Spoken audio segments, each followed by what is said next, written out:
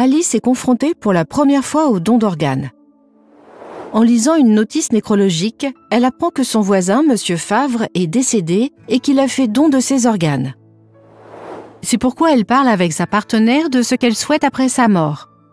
Tous deux constatent qu'elles ne savent pas grand-chose sur le don d'organes. Alice cherche des informations sur Internet pour se faire une image de la procédure de don d'organes suivie par M. Favre.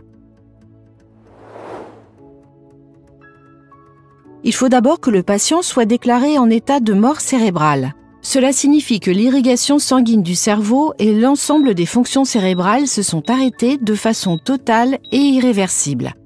À ce moment-là, la fonction cardio-circulatoire et la respiration peuvent encore être maintenues artificiellement.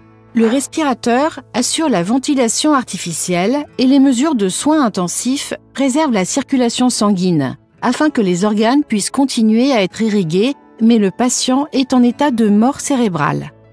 Deux médecins, le plus souvent un spécialiste en soins intensifs et un neurologue, constatent la mort cérébrale selon le principe des 4 yeux, afin de déclarer définitivement le décès. On vérifie ensuite si le patient a indiqué sa volonté quant au don d'organes. Si le défunt a indiqué sa volonté de donner ses organes, les proches en sont informés et la suite de la procédure est discutée avec eux. Lorsque la volonté de la personne décédée n'est pas connue, les proches doivent décider à sa place, conformément à sa volonté. C'est souvent une situation très difficile. Si le ou la patiente est âgée de moins de 16 ans, ce sont les parents qui décident. Si le don d'organes a été consenti, les mesures médicales destinées à la conservation des organes sont poursuivies et les analyses nécessaires, comme des prélèvements sanguins et des examens d'imagerie des organes, sont demandés. Le don d'organes est possible jusqu'à un âge avancé, mais il ne peut pas être envisagé en cas de cancer actif. Les organes sont scrupuleusement examinés afin de savoir s'ils fonctionnent bien et s'ils peuvent être transplantés. Ceux qui fonctionnent encore bien peuvent être attribués à un receveur ou à une receveuse placée sur liste d'attente. Les données concernant la personne décédée sont saisies auprès du Service national des attributions, Swiss Transplant, qui désigne un receveur ou une receveuse pour chaque organe. Le cadre légal fixé régit l'attribution des organes aux receveurs et receveuses sur liste d'attente.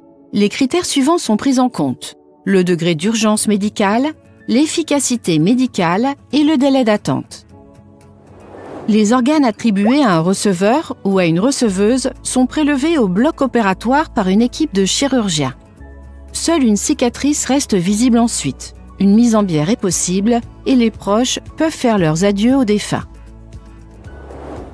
La procédure de don d'organes nécessite en tout 12 à 24 heures. Il est également possible de donner les organes quand le pronostic aux soins intensifs est sans issue. Les traitements sont interrompus, conduisant à la mort du patient en l'absence de médicaments et de traitements pour le maintenir en vie. Les proches peuvent être présents s'ils le souhaitent. L'arrêt cardio-circulatoire interrompt l'irrigation du cerveau. Cette interruption conduit à la mort cérébrale du patient. On parle alors de don après arrêt cardio-circulatoire. Si l'arrêt cardio-circulatoire se produit dans les 120 minutes qui suivent, une échographie cardiaque est pratiquée pour confirmer que pendant au moins 5 minutes, le cœur ne rejette plus de sang. L'arrêt cardio-circulatoire est alors constaté. 2 médecins spécialisés constatent ensuite la mort selon le principe des 4 yeux. Si la mort est confirmée, le patient est en état de mort cardio-circulatoire et cérébrale. Le prélèvement des organes peut alors commencer. 1 minute, se dit Alice. La carte de donneur d'organes parle également du don de tissu. Qu'est-ce que c'est? Les dons de tissu concernent par exemple la cornée, les vaisseaux sanguins, les valves cardiaques, les os ou les tendons. Si Alice est prête à faire le don de ses tissus, elle l'indique également dans la carte de donneur d'organes ou dans le testament de vie. Le don de tissu est possible jusqu'à 48 heures après la mort dans le cas de la cornée.